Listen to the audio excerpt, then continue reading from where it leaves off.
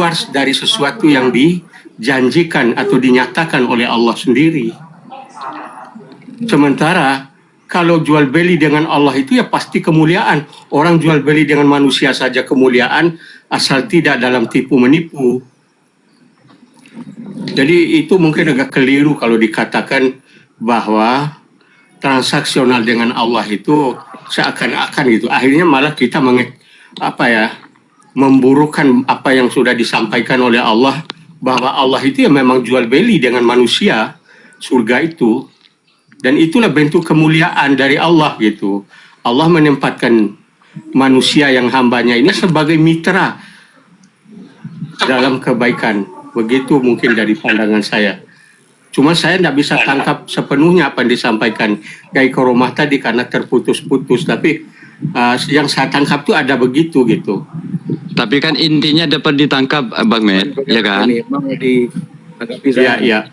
Semuanya begitu ya. Supaya ini jelas suara saya, supaya lengkap jawaban saya. Ya, nanti hari Jumat akan dikasih Kiai, akan dikasih headset. Saya langsung yang ngasih ke Anda. Tenang Kiai, tepuk tangan dulu. Saya mau bernarasi yang lengkap ya, yang lengkap. Ya, silakan. Perkataan, mohon saya mau koreksi dulu.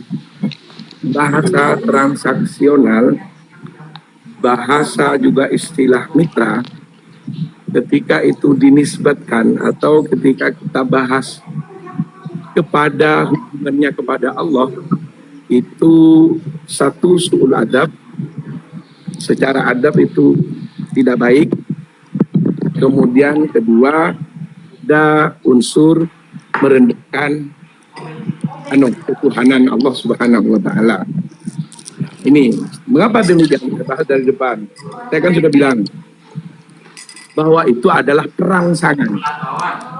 Perangsangan bukan berarti Allah ada jual beli dan bermitra kepada manusia.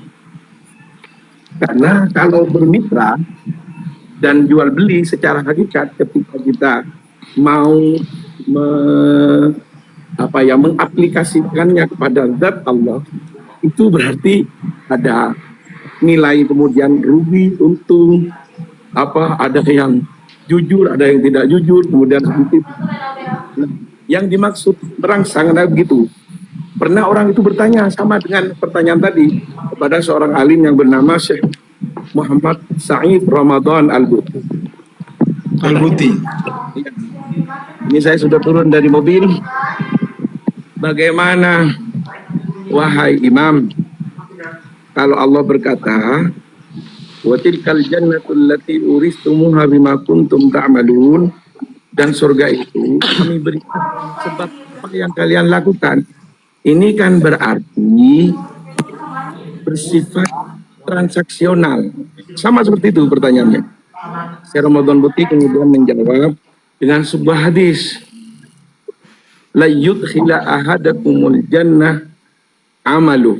Tidaklah satu orang pun dari kalian yang bisa memasukkan surga karena sebab amalnya, kata Rasulullah. Kemudian sahabat menjawab, wala anta ya Rasulullah, apakah kamu juga demikian Rasulullah? Wala, saya juga gak bisa masuk ke surga dengan amal saya, kata Rasulullah. Walakin Allah taghammadani Allah birahmatih. Tapi yang memasukkan ke surga kita adalah rahmat Allah. Cuma jalan rahmat Allah itu dengan amal baik. Iya. Nah, untuk mendapatkan rahmat Allah harus melakukan itu si mutar-mutar namanya Kiai. Enggak, tunggu dulu. Ini agar kita terlepas dari istilah bahwa kita transaksional dengan Allah, sehingga ada nilai di benak kita bahwa kita telah membeli rahmat Allah, telah membeli surga Allah. Ada juga cerita. Ini saya teruskan dulu, tunggu dulu. Nanti kalau sudah paham bisa ada antisipasi dijawab lah. Ada juga cerita, ada seseorang orang alim di Bani Israel. Ya Allah, matikan saya di saat sujud. Dia beribadah berpuluh-puluh tahun. Allah kabulkan dia mati di saat sujud. Kemudian ketika dimasukkan oleh Allah ke surga, Allah berkata padanya, udkhulul jannata birahmat. Masuklah kamu ke surga dengan rahmat. Tidak ya Allah, saya ingin masuk ke surga dengan amalku. 3 kali Allah menyuruh dia masuk ke surga dengan rahmatnya, dia tidak mau. Oke, kata Allah, kalau begitu giring dia ke timbangan amal. Para malaikat dibawa. Setelah dibawa ke timbangan amal, diambillah salah satu dari kelopak matanya. Salah satu ini, bukan 2.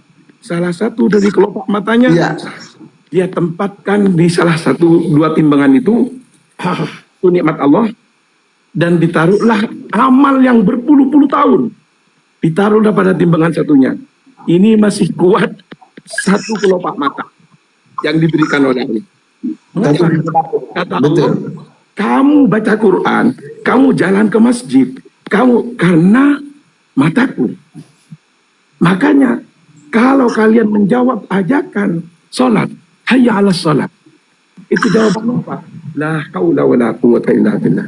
Yang beri kuat aku ibadah, yang beri kuat aku menjauh dari maksiat, bukan aku sendiri loh, bukan, itu taufik dan rahmat dari Allah justru. Nah, kemudian Syekh Muhammad Ramadan Buti mengilustrasikan sama dengan begini, watilkal jannatul lati uristum ma kuntum ta'malun, sama dengan begitu.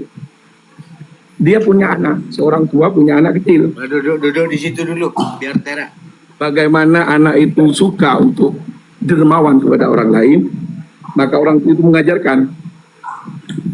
Sebelum mengajarkan anak itu bersedekah, si orang tua menyelipkan uang di sakunya anak itu. Terus orang tua itu berkata, kalau kamu nanti bersedekah ke orang fakir itu, kamu nanti tak kasih saya hadiah. Putus-putus. Ini nih. Putus-putus Kiai. Ya, saya sambungkan ke wifi dulu. Ya, silakan Bang Met supaya tidak Ya, terjeda. terima kasih Yai. Jadi, Ya, begini, sudah nyambung ya? Sebentar ya. oh nyambung, silakan Ya. lagi dulu. Ya, begini. Dia bercerita. Ayat itu sama dengan seseorang orang tua yang ingin mengerangsang, mengajari anaknya untuk dermawan. Sakunya ia taruh tanpa sepengetahuan anaknya uang. Dan si orang tua berkata, kalau kamu nak bersedekah ke orang fakir itu, kamu tak kasih hadiah. Gak bisa si bocah itu sebenarnya orangnya. Yang punya uang itu Allah. Yang punya uang itu orang tuanya. Yang ngasih dia kuat ibadah itu Allah. Gimana mau membeli itu? Maksudnya begitu maksudnya. Ya, Jadi bahasa Sudah. Kiai, bagaimana dengan itu Kiai? Ayat Kiai. Ya. Hal adullukum ala tijaratin ini. Kiai. Monggo. Nah, itu saya kan baru lagi. Saya katakan lagi kan, yang lebih asal pada asalnya hukum Allah itu orang masuk ke surga dengan rahmatnya. Sudah. Ya. Untuk mencapai rahmat itu dia artinya Kiai gagal merekonsiliasi hadis itu dengan ayat Al-Quran, lalu Kiai tambah dengan cerita-cerita. Ya, ini padahal jelas Allah muliakan hambanya, Allah muliakan Bentar, hambanya, gantian. bahwa perbuatannya Kiai Karomah, itu gantian. ya diganjar, dikatakan sebagai pembelian oleh Allah, jual beli. Betul Kok sekali malah itu. dituduh sebagai suul Sekarang adab? nyebut sama berdoa itu bersyarat sama tidak bersyarat. Kalau nyebut itu tidak bersyarat, tapi kalau berdoa itu ada syaratnya. Permintaan, memohon, beda. Gantian. Biar Bang Med dulu. terus. Monggo. Nah, itu dia. Makanya kenapa mesti jadi suul adab ketika kita memahami apa yang dikatakan oleh Allah sebagai kemuliaan bagi kita. Itu loh.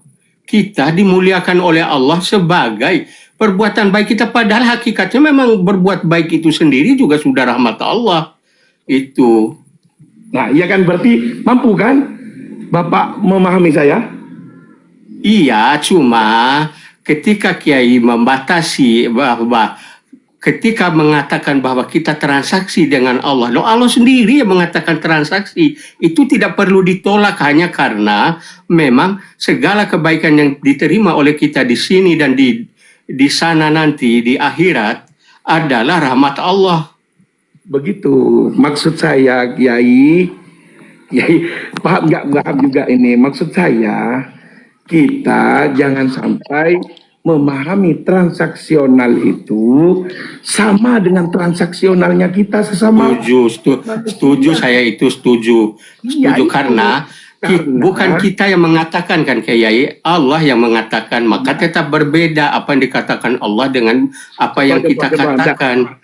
Saya kasih tahu juga nih contoh. Di dalam ayat Allah mengatakan wa jannah arduhas samawati wal ardh, dan surga yang lebarnya sama dengan bumi dan langit. Seluruh tafsir itu dilihat saja. Bukan berarti surga itu lebarnya sama dengan langit dan bumi. Cuma karena orang audien atau ayat yang diturunkan itu kepada manusia, dan manusia itu hidup di bumi, dan bumi setelah ia memolototkan matanya keluar lahir dan adalah sebuah planet yang paling besar yang ia lihat, maka Allah takriban fahmi, untuk mendekatkan pemahaman agar dia lebih semangat untuk mendapat surga itu, dia samakan seperti langit dan bumi. Sebenarnya tidak, karena pada sifat aslinya akhirat itu mala ainun ra'at wala udhunun sami'at wala khotarun besar. Tidak pernah kita dengar oleh mengapa kamu menceritakan ada sungai dari madu, ada itu merangsang loh Pak, merangsang.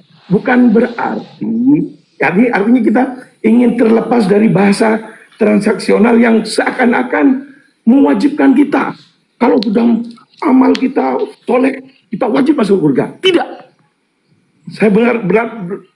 Saya berani mengatakan itu tidak. Yang memasukkan kita ke surga adalah rahmat Allah. Gitu aja. Tapi rahmat Allah itu ada di dalam taat. Sama dengan apakah kita menyembah batu Ka'bah? Tidak. Karena rahmat Allah itu ada di Ka'bah. Gitu aja. Ya. Gimana Bang Min?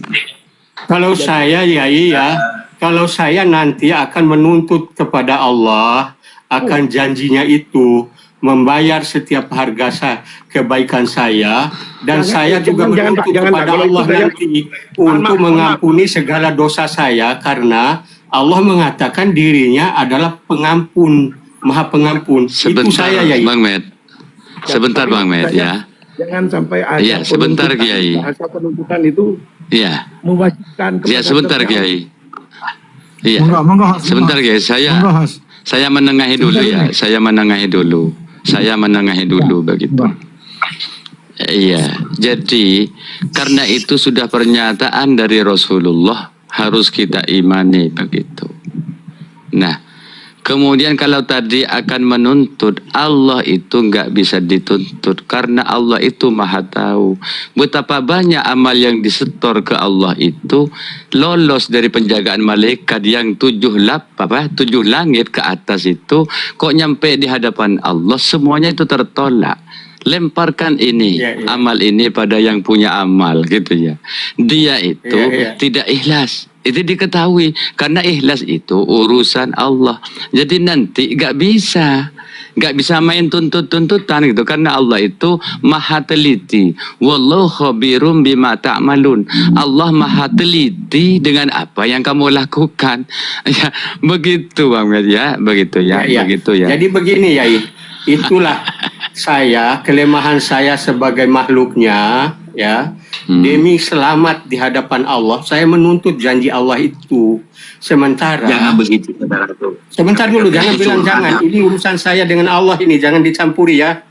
Jadi ya, saya menuntut janji Allah itu, kebaikan-kebaikan yang dijanjikan Allah, dan saya memohon ampun atas dosa-dosa saya.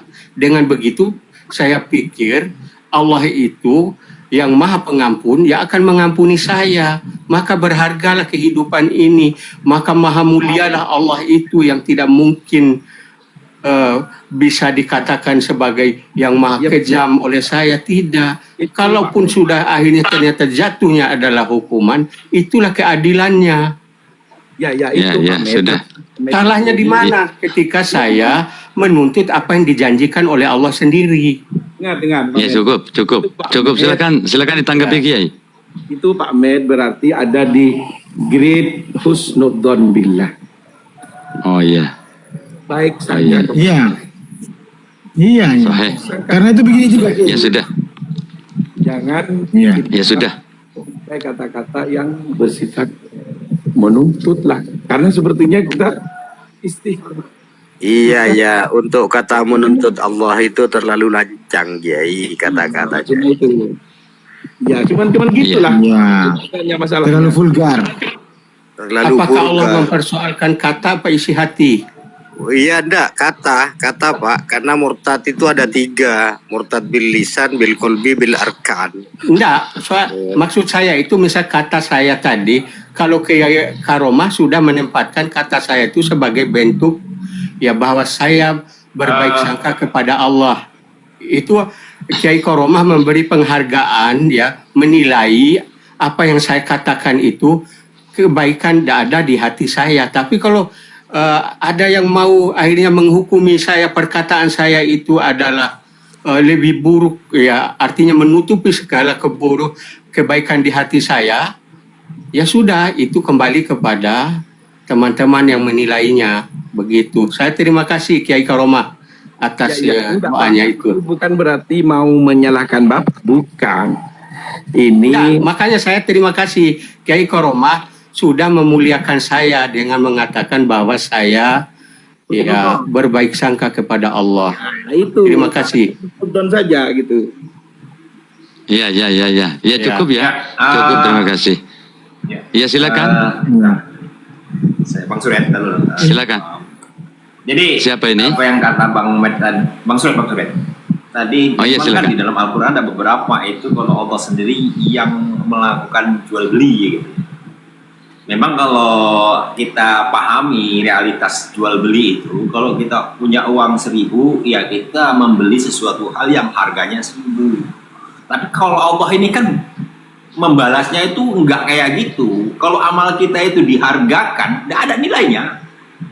Betul. Dibandingkan dengan apa balasan yang Allah berikan. Bahkan begini, kita sholat 5 waktu seumur hidup. Kalau kita nilaikan uang berapa? Kalau kita hargakan 1 tangan ini cukup nggak untuk membelinya dengan sholat kita yang seumur-umur hidup? Nggak cukup. Ini masih dunia aja, 1 tangan sebelah kan gitu. Betul. Jadi kalau Allah yang memang mengatakan itu, ya itu Allah kan gitu, karena dialah yang punya segala sesuatu.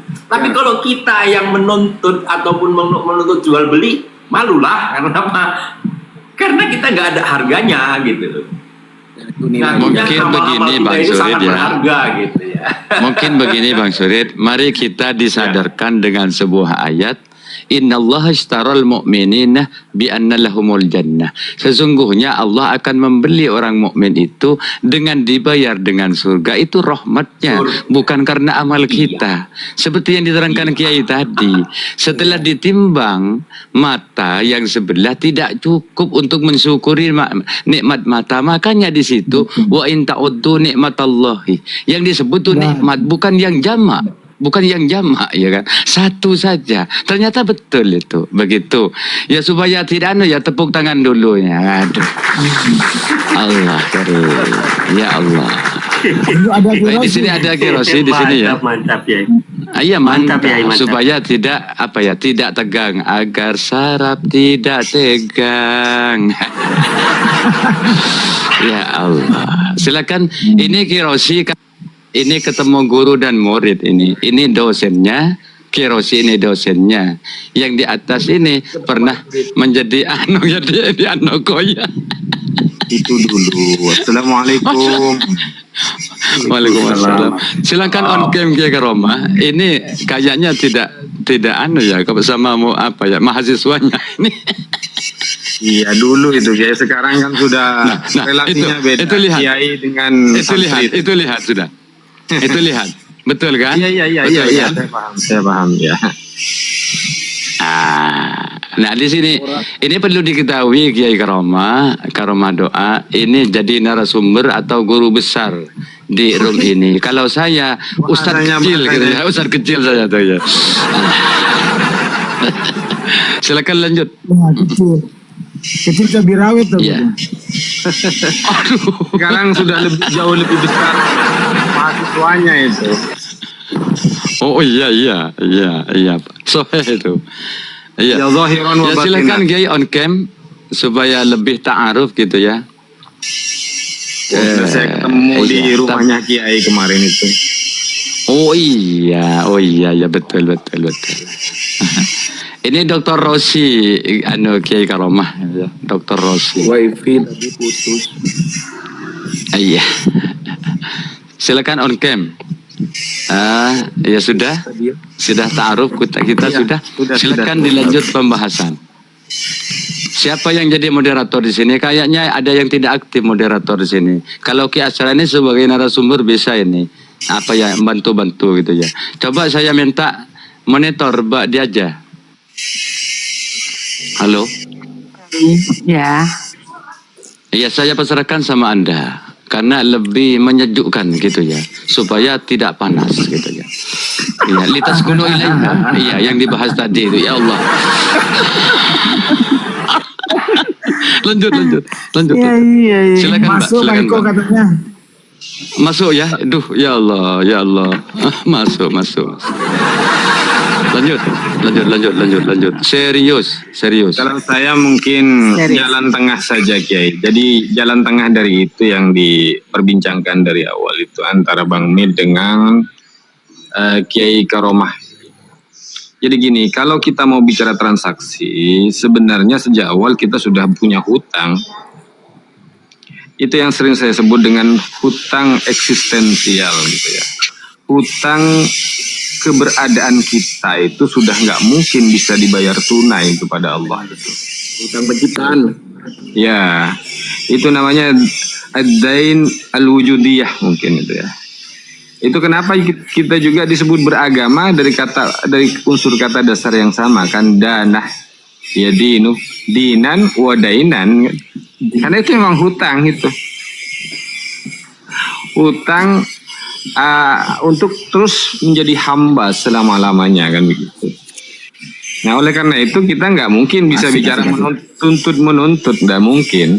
Bagaimana kita sebagai orang yang yang berhutang kemudian menuntut zat yang memberi hutang kepada kita, dan hutang itu abadi, tidak mungkin kita bisa tunaikan sepenuhnya kecuali kita menghamba kepada dia kan gitu. Maka juga betul apa yang dikatakan oleh Kiai Karomah tadi, kalaupun kita nanti ada istilah ganjaran pahala kemudian juga surga, itu lebih banyak rahmat daripada karena persoalan bisnis transaksional itu. Jadi itu hanya sebagai bagian dari motivasi kita sebagai hamba. Iya, itu yang saya mau Jadi ini menurut saya lah jalan tengah. Jadi sejak awal kita sudah lahir, kita memang sudah harus merasa bahwa kita sudah punya hutang eksistensial gitu ya. Hutang keberadaan, hutang wujud gitu. Wujud itu nikmat yang tidak bisa kita balas kepada Allah. Dengan cara apa kita akan membalas hutang eksistensial ini? Dan karena itu pula kenapa agama itu ini sebenarnya terjemah sih yang jadi masalah kan. Kenapa disebut dengan dain? Kenapa akar katanya sama dari kata danah itu? Asluhu dayanah gitu. Ya karena memang itu adalah hutang eksistensial itu. Nggak bisa kita kemudian menuntut Tuhan atau kita menyoal Tuhan dengan amal baik kita untuk memaksa dia. Nah, kalau begitu dia terpaksa nanti dengan tidak lagi kudroh dia, tetapi ajzun, dia lemah gitu dengan bahasa-bahasa seperti itu. Dia menempatkan, memposisikan zat Allah yang punya kudroh dan iradah, kekuasaan mutlak dan penuh, kemudian kita posisikan menjadi sifat ajzun dan karohah gitu. Saya kira itu. Terima kasih. Iya, terima kasih Bang. Silakan Mbak. Iya. Ada Biar juga agak istilah itu di dalam kitab Ghayatun Ni'mati al-Ijadu. Ujung atau apa ya, tuntas apa bahasa Indonesia. Ujung daripada nikmat itu adalah al-ijad, menciptakan. Iya. Kembali lagi. Puncak pengadaan itu, puncak eksistensial ya. Ya. Iya Bang dibagi waktunya ya. Gitu. Kembali lagi ke tema. Jadi sebenarnya bukan menyalahkan, ini hanya memperbaiki persepsi saja dan Iya, memperbaiki apa ya, istilah agar kita tidak terjerembab dalam yang sifatnya materi, sehingga mitra atau transaksional itu kita ilustrasikan seperti bagaimana Allah bermitra, bagaimana kita bersejawat dengan bermitra dengan teman. Bukan, itu tidak ada seperti itu sebenarnya. Iya. Husnudzon kepada Allah dalam konteks husnudzon boleh-boleh saja, karena seorang badui berkata, kalau Anda ingin menyiksaku dengan siksanya, saya akan melawannya dengan kedermawanannya. Ada seperti itu. Jadi husnudzon itu bukan berarti menafikan bahwa Allah keabsolutan. Iya. Karena yang dimaksud zalim itu kan tasarrufu syai' fi ghairi milkihi, mengoperasikan sesuatu yang bukan miliknya. Itu zalim namanya, baik itu diambil haknya atau dirusak atau lain sebagainya, itu zalim. Tapi kalau Allah tidak bisa disifati zalim, karena semuanya milik Allah. Saya punya burung, mau dibeli, sudah dibeli, saya bunuh, ya terserah saya itu milik saya, kan gitu kan. Iya, iya Mas, ini dibagi ya waktunya ya, biar kebagian semuanya. Kembali lagi ke tema ya Pak Yai, pola pikir al-arifillah ya. Barangkali di sini. Ya. Kenapa? Kembali ke Bang. Ya, lanjut. Iya, lanjut ke Bang ini, ke Bang Surek, gak ada suaranya nih. Lanjut, teman-teman. Pak Ustadz ini Bang Sure ya. Monggo. Oh iya ada ya, absen dulu ya. Pak Ustadz Sendiko ada ya. Balik lagi ke ini, ke apa temanya pola pikir al-arif billah ya. Sekarang mungkin dari ini nih Pak Ustadz Ladzing ya, udah ini kan udah nyampe. Silakan Pak Ladzing. Biasanya menyimak kalau ini Mbak, biasanya menyimak. Oh menyimak ya, oh menyimak aja kayak deh. Kalau nggak menyimak, dia menyamak biasanya ya. Oh menyamak ya, udah masuk jam 10 malam udah menyamak dah. Balik lagi ke Bang Sure aja ya, Bang Sure, Pak Ustadz Sure, monggo silakan. Enggak sebentar, saya mau Mbak, mau nyoba juga Mbak, karena saya terlalu ditantang Mbak. Oh mau nyoba apa Pak Ustadz? Mau nyoba. Kok main coba-coba Pak Ustadz ini? Hati-hati, itu moderator baru, beliau suka mencoba memang. Iya, saya begitu. Tapi hati-hati Pak Ustadz. Gimana? Ya, saya akan berhati-hati, makanya saya mau coba-coba. Kalau saya coba berarti itu saya tidak hati-hati. Kalau sudah saya bilang coba-coba berarti hati-hati. Mbak ada suka sama saya? Mbak ada suka sama saya? Oh gimana aku mau suka? Gimana aku mau suka? Anda juga belum menanyakan, menyatakan suka sama saya.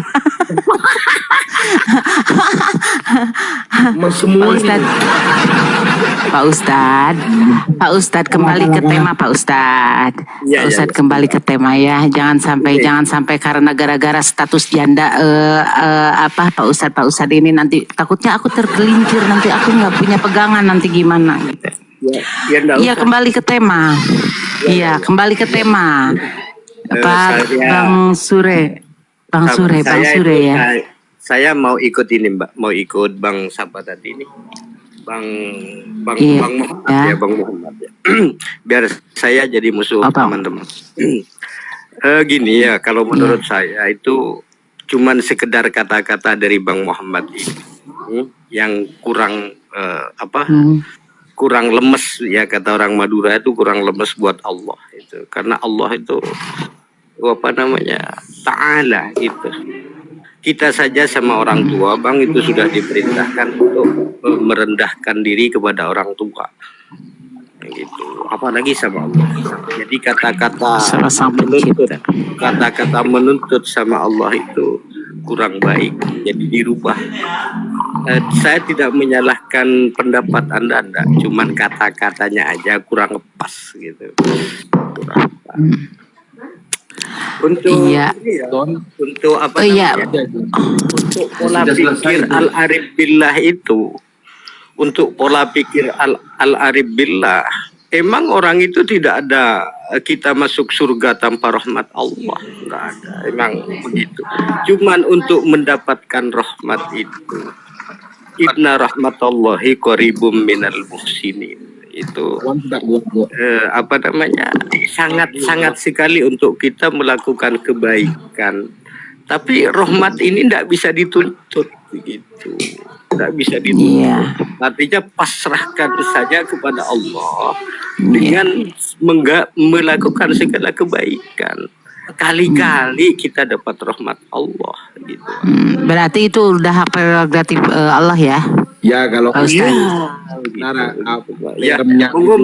monggo Mbak dilanjut aja biar saya nggak tambah kesemsem sama sampean. Makasih. Terima kasih.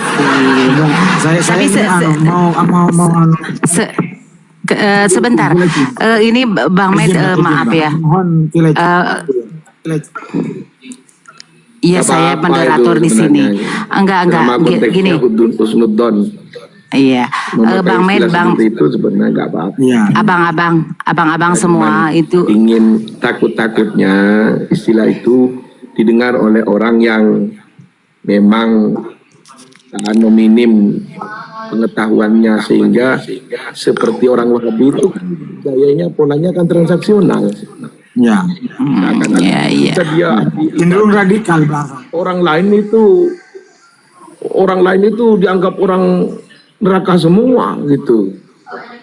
Iya, mungkin masukan dari teman-teman sudah dipahami mungkin. Tidak mungkin orang yang sangat jahat, orang yang pemabuk dan lain sebagainya di akhir umurnya kurang seminggu ada pun layak malu bi amali ahlin nar hatta ma yakunu bainahu wa bainaha illa dira fa ya'malu bi amali ahli jannah fa yadkhuluha. Bukan nggak mungkin itu orang yang ahli neraka yang kemudian seminggu sebelum ia wafat kemudian dia bertaubat dan menjadi orang ahli surga.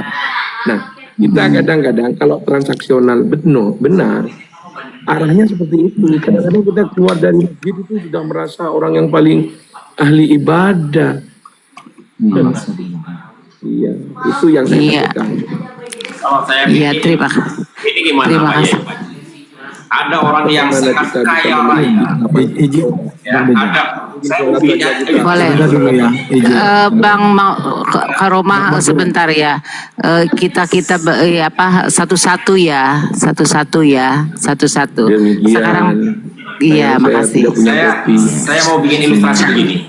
Saya kira ya, silakan Bang Sure. Nanti akan mudah untuk memahami. Ada orang yang sangat kaya raya, yang uang nggak butuh lagi, harta tak butuh lagi. Tiba-tiba ada seorang anak pengemis kecil, pragmatis, Pak. Kalau kita datang ke rumah orang kaya. Ini Pak Ustadz Karomah.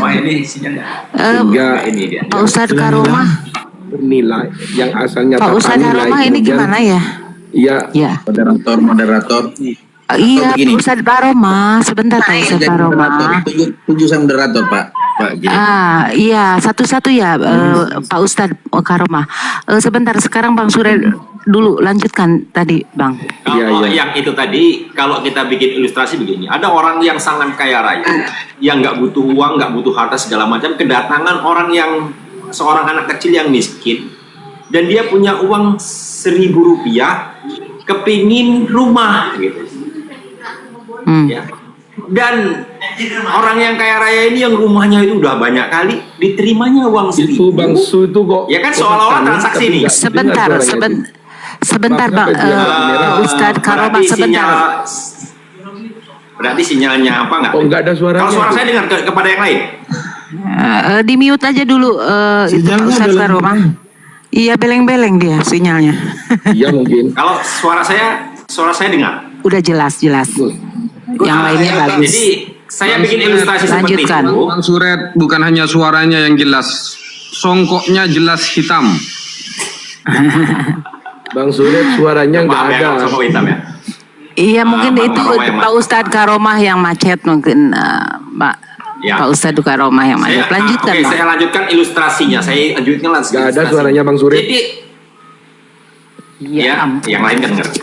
Jadi Baik, diterimanya Pak Yai, uang mute 1.000 dulu. Tak itu, gendong. ya diterimanya uang Kemana-mana. 1.000 itu, Tak ya gendong. Tidur Tidur lagi. Di mute, transaksi di mute juga, dulu, tapi- di mute dulu, Yayi ini Pak Mute. Ustadz Karomah, Pak Ustadz Karomah. Maksudnya nggak dengar, karena nggak dengar. Jadi diterimanya uang 1.000 itu dikasih rumah. Ya kalau Allah itu kan maha kaya kan gitu ya. Jadi kalau Allah yang mengatakan membeli boleh, yang bertransaksi dia mengatakan transaksi kepada kita ya boleh. Kalau kita yang mau menuntut untuk transaksi salah bener kan gitu. Ya karena kita adalah hamba yang tidak punya dan fakir gitu tadi. Nah kalau di situ. Nah tapi ini kan kita seharusnya kembali kepada judul. Tidak didengar suaranya Bang Surip. Nah, pola pikir al-arbilah itu tadi. Harga inta masuk aja. Taib. Ya, jadi oke, sekarang kita mungkin kembali kepada judul ya. Kalau moderator kan kita berharap membahas sesuai dengan tema ya, pola pikir al-arifillah. Tadi kita membahas itu sih sebetulnya, termasuk bagaimana apa yang saya tadi narasikan. Al-arifillah ini kecenderungannya kan mengharapkan rahmat ataupun ridho daripada Allah. Dan tidak yang selain itu. Nah, dan padahal setiap gerak kehidupan kita, orang yang bertakwa itu selalu berdoa. Kalau kita berdoa ya, kalau kita mau beli sendal, Masa hanya berharap. punya saya yang nggak dengar ya. Ya, kalau kita mau makan, kalau kita cari uang ya berharap supaya dapat uang, berdoanya kan begitu kan. Kalau kita nanti mau ke Jakarta pergi ya berharap supaya kita selamat. Apa saya harus Apakah turun dulu? orang-orang yang selalu berdoa seperti itu termasuk orang yang bukan berpola pikir cara arifillah kan itu kan seperti itu karena dia ada mengharap tuh kan gitu kan, mengharap selamat, termasuk juga mengharap masuk surga, mengharap tidak masuk tidak ke neraka, padahal itu juga bagian dari perintah yang harus kita lakukan. Nah, ini yang jadi pertanyaan kan gitu. Kita kembali kepada tema. Kan kita harus berdoa terus kan gitu. Bahkan tanda orang bertakwa itu berdoa terus kan gitu. Iya. Sudah Pak Ustadz. Ya, lanjut. Sekarang lanjut tanggapannya dari Bang Roji dulu ya. Silakan Bang Roji waktunya. Ya, saya sudah sih sebenarnya tadi menyampaikan, saya termasuk orang yang mengambil jalan tengah. Jadi kalau dianggap transaksional, ya transaksional itu artinya satu arah. Ya, satu arah dalam artian bahwa kita ini terbebani hutang primordial gitu ya, bahasanya. Hutang asasi ya, hutang yang nggak mungkin bisa kita bayarkan kepada Allah karena tadi hutang eksistensial, hutang wujud, hutang keberadaan. Karena itu yang mendorong kita untuk selalu menjadi hamba selama-lamanya gitu. Saya mengingat satu syair gitu ya, yang kerap kali dibaca oleh jamaah sholat Jum'ah biasanya di daerah saya. Ini digubah oleh seorang sufi besar yang namanya Abu Nawas gitu ya. Dia mengatakan begini, ilahi lastu lil firdausi ahla. Ilahi, duhai Tuhanku, lastu lil firdausi ahla. Saya itu tidak pantas berada atau dimasukkan ke dalam surga Firdaus. Saya tidak pantas menjadi penduduk surga Firdaus. Jadi bagaimanapun sudah divonis itu kita tidak pantas. Seumur hidup kita pun kita bersujud itu pun tidak pantas kita berada di surga Firdaus. Tetapi habis itu kemudian ada kelanjutan dari syair itu, wala aqwa 'alan naril jahim, tetapi jelas saya tidak akan mampu berada di neraka jahanam. Ini suatu ilustrasi bagaimana kita menjadi hamba yang sesungguhnya begitu ya. Walaupun dia menghamba sampai bersujud dari sejak lahir hingga mati, kita tidak akan bisa membeli surga itu. Tetapi tentunya kita sebagai hamba yang lemah tentunya memohon kepada Allah bahwa kita tidak memiliki kemampuan untuk bertahan di neraka jahanam, kan begitu. Fa innaka ghafirud dzambil 'adzim. Dan engkaulah zat yang maha mengampuni seluruh dosa-dosa, baik itu dosa yang kecil ataupun dosa yang besar. Nah, apa efeknya kita kalau bertahan dalam konteks transaksional ini dalam kita beribadah? Pertama, kita kalau merasa rajin itu kita terjebak kepada sifat sombong, takabur. Kemudian kalau kita misalnya sudah itu, kalau tidak beribadah karena putus asa, ketika kita lalai tidak beribadah, kita biasanya terjebak kepada rasa inferior atau bukan inferior bahasanya, lawannya takabur, putus asa begitu. Jadi kalau tidak takabur maka putus asa. Orang yang merasa dirinya terlalu berdosa sehingga Allah kemudian tidak mengampuni kita kemudian putus asa. Ya. Kemudian yang putus asa ini juga berbahaya gitu ya. Udah jelas. Tapi sebaliknya kalau kita sering beribadah, kita sering sholat, sering beramal soleh, tetapi kita tidak memiliki pola pikir yang arif billah itu, maka kita akan terjebak kepada takabur. Dua sifat takabur dan al-ya'su, putus asa, itu adalah sikap yang tercela gitu ya. Sikap yang tidak pantas kita miliki sebagai hamba. Saya kira itu. Iya, terima kasih. Bang Rozi. Saya izin ya setelah guru saya Putus-putus ya Rosi. Menyampaikan ini. Tadi kan kita bicara pada konteks panggilan Allah gitu, tentang bahwa perbuatan baik itu menjadi janji bagi Allah untuk diganjar dengan kebaikan, dengan surga, kan begitu Ustaz Rozi. Jadi bukan pada konteks keduniaan. Di sini saya merasa bahwa saya sekarang itu tidak ada apa-apa di sini. Justru saya katakan nanti kita juga akan dihadapkan pada keadaan untuk mencari keselamatan itu ya pada rahmat Allah itu, yaitu janjinya bahwa akan diganjar segala kebaikan. Begitu. Dan segala dosa-dosa saya itu saya ingin mohon bahwa Allah itu akan mengampuni, karena memang Allah Maha Pengampun. Itu yang saya andalkan. Begitu. Iya, barangkali lebih merujuknya dengan pengampunan ya, berharap untuk Allah itu mengampuni ya Ghafur ya. Iya, barangkali di situ mungkin poinnya ya Bang Med. Itu lebih kepada pembahasan saja. Iya. Terima kasih. Izin saya menanggapi itu ya. Iya, boleh. Yang dibacakan oleh Kirosi itu, ya itu adalah lebih kepada Kirosi, kecerdikan dalam bertawadhu itu ya. Memang Abu Nawas kan terkenal cerdik orangnya. Kecerdikan dalam bertawadhu itu. Iya. Abu Nawas itu. Gimana Bang Rozi? Bisa diterima? Iya, karena Abu Nawas itu kita hanya kenal sebagai seorang yang yang biasanya kita kenal sebagai orang yang lucu lah begitu ya. Tetapi sesungguhnya dia punya sikap hidup yang arif billah. Kalau kita pelajari perjalanan itu. Jadi beliau itu kemudian mengubah satu syair yang saya bacakan tadi, ilahi lastu lil firdausi ahla wala aqwa 'alan nari.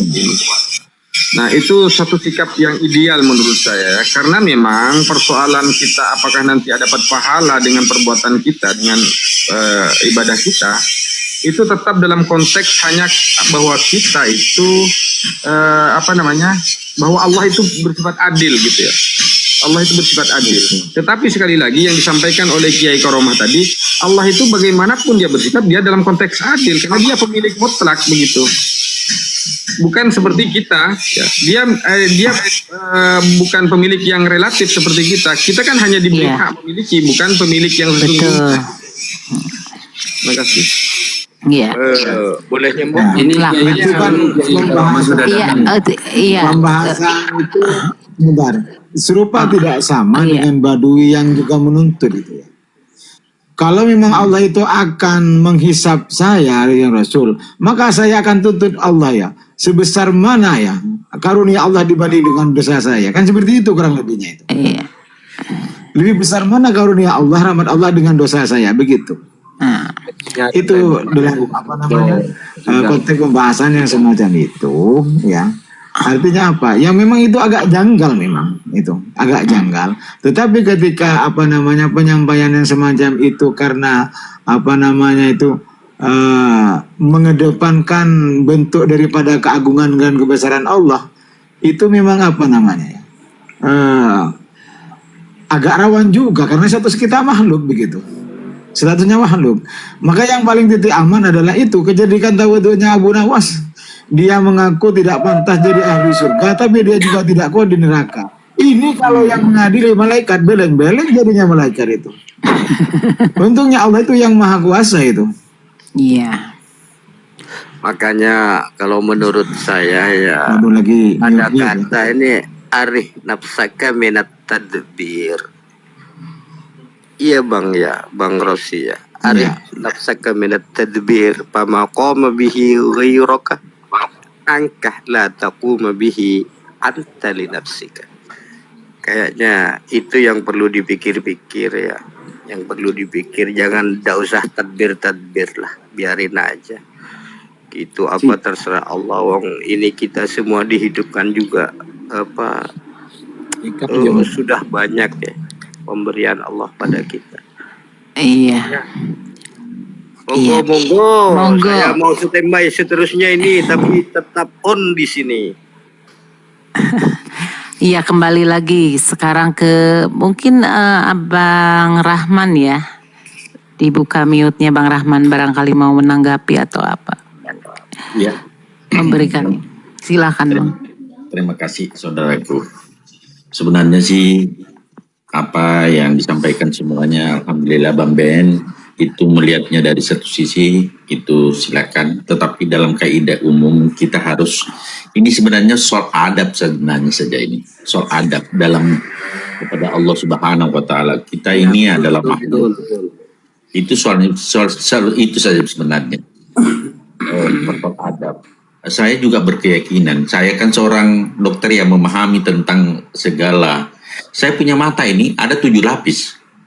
Mulai dari kornea, masuk likor, lensa, di belakangnya ada cairan mata, kemudian ada retina ada sel saraf sampai otak. Sehingga mampu kita mempersepsi mana merah, mana hitam, mana putih, mana hijau, mana cantik, mana jelek, mana janda, mana gadis. Itu kan bisa kita persepsi karena mata ini. Stimulus Bang. Artinya karena nikmat mata ini saja seperti yang disampaikan ditimbang dengan amalan 1000 tahun itu tidak ada guna-gunanya itu. Kalau kita transaksional, artinya kita tidak memahami diri ini sebenarnya nikmat Allah. Coba berapa kali diulang-ulang itu bagi ayyi alai rabbi tumadkazibah. Nikmat Allah yang mana lagi yang kau dustakan? Kalau kita lari ke sana, maka kita insya Allah bisa memahami arif billah. Kita melihat karena dimampukan Allah untuk melihat. Kita mendengar dimampukan. Kita juga mendengarkan karena ada sesuatu, karena bukan telinga yang mendengar, otak saudaraku. Coba dan telinga, kemudian di sana ada satu malus incus tapes, kemudian ada badan keong, kemudian masuk ke otak. Otak mempersepsi. Oh, suaranya Kiai Rosi ini suaranya deja gitu. Kita mampu mempersepsikan itu karena otak. Nah, ini semua nikmat kalau kita hitung-hitung secara saintifik. Bagaimana kita ini, lemahnya kita ini tanpa izin dan izin Allah Subhanahu wa taala. Maka saya mengamati diri saya ini dengan 6 triliun sel bekerja secara otonom tanpa perintah siapapun. Bekerja dengan otonom, terjadi pergantian sel 1 miliar per hari, diganti dengan sel baru, jadilah manusia baru. Ini semua ini siapa yang perintahkan? Siapa yang melakukan? Ada yang otonom, saudaraku. Bukan kita punya perbuatan. Maka nikmat Allah yang mana lagi yang kita dustakan? Dengan demikian kita memahami diri betapa lemahnya di hadapan Allah Subhanahu wa taala. Maka untuk apa kita harus naikkan tensi untuk menuntut Allah? Begitu pemahaman kami. Terima kasih. Assalamualaikum warahmatullahi wabarakatuh. Iya. Alhamdulillah bisa diterima ya, Bang Men. Iya, untuk saya menanggapi sedikit ya. Boleh. Mungkin bisa melengkapi boleh. pikiran saya gitu yang nanti dibaca oleh ya teman-teman di Komal ini dan guru-guru saya yang bisa mengkoreksi. Ya biar klimak ya, silakan. Ya, monggo. Karena begini, justru kesadaran akan kelemahan saya tidak ingin menambah apapun dari beban yang dibebankan oleh Allah. Allah tidak menuntut saya untuk bersopan santun kepadanya. Saya tidak temukan, ya. Maka saya tidak ingin menambah itu jadi beban dalam kehidupan saya. Saya hanya cukup tahu bahwa Allah itu punya kehendak pada saya dan saya sangat lemah untuk mengikuti kehendak itu. Disitulah kesadaran kelemahan saya. Jadi saya tidak diajak untuk bersopan santun dan segala macam itu, terima kasih. Itu baik di mata saya. Tapi saya tidak menemukan tuntutan Allah kepada saya untuk begitu. Pada dirinya. Jadi saya tidak ingin nambah-nambah. Begitu kira-kira. Iya, terima kasih. Gimana sekarang kembali tanggapannya buat hostnya yang menanggapi dari Bang Men itu? Iya, silakan guru saya. Di antara kehendak yang barusan itu, Pak Yai, silakan. Iya. Sebelumnya saya mau ngomong sebentar, saya mau minta izin keluar ya. Nah, ada keperluan. Ya. Oh iya. Minta maaf kalau ada hal-hal yang nggak berkenan apa yang telah saya sampaikan, dan di sini memang banyak pengetahuan ya untuk menambah Alhamdulillah. ilmu. Sebentar Bang Med, sebelum Anda turun supaya kebagian. Enggak, saya enggak turun ya, saya menunggu. Saya justru Bang Suret. Saya justru Bang menunggu Suret, tanggapannya. mirip ya. Nah, begini sesungguhnya. Pasti salah Inor kalau bukan Fatayat. Sebentar Bang Suret, ya begini sesungguhnya. Kita itu sesungguhnya mau jadi apa saja antara dua pilihan itu, ya, itu sudah fa'alhamaha fujuraha wa taqwaha. Itu saja sesungguhnya. Artinya, kalau kita itu memang diperuntukkan, ya, kullun muyassarun lima khuliqalahu. Oleh Allah itu sudah dipermudah untuk apa dia diciptakan. Jadi terus begitu, makanya walaupun dikasih penjelasan, kayaknya itu tertutup hatinya. Memang sudah tertutup begitu. Jadi begitulah. Cuman adanya itu semua hikmah bagi kita, dapat pahala karena bisa meluruskan banyak orang begitu. Kalau dia mau lurus. Jadi sungguhnya kita sudah tidak punya hutang. Yang penting hanya menjelaskan itu saja. Nah begitu intinya. Jadi kembali kepada pembahasan yang tadi. Itu intinya begitu ya. Kalau kita itu masih mau dijadikan orang baik, maka betul apa kira yang tadi itu, setelah ajalnya tinggal beberapa jam atau beberapa menit, dia masuk Islam. Atau kalau jelek, dia kembali murtad dia. Maka dia walaupun amalnya banyak. Nah makanya ini rahasia. Ini yang menjadi ketakutan bagi orang yang sudah arif billah tentang akhir penutup di hayat kita. Jangan-jangan su'ul khotimah. Mana begitu Bang Med sesungguhnya ya. Bang Med dan Bang Suret ini hampir mirip.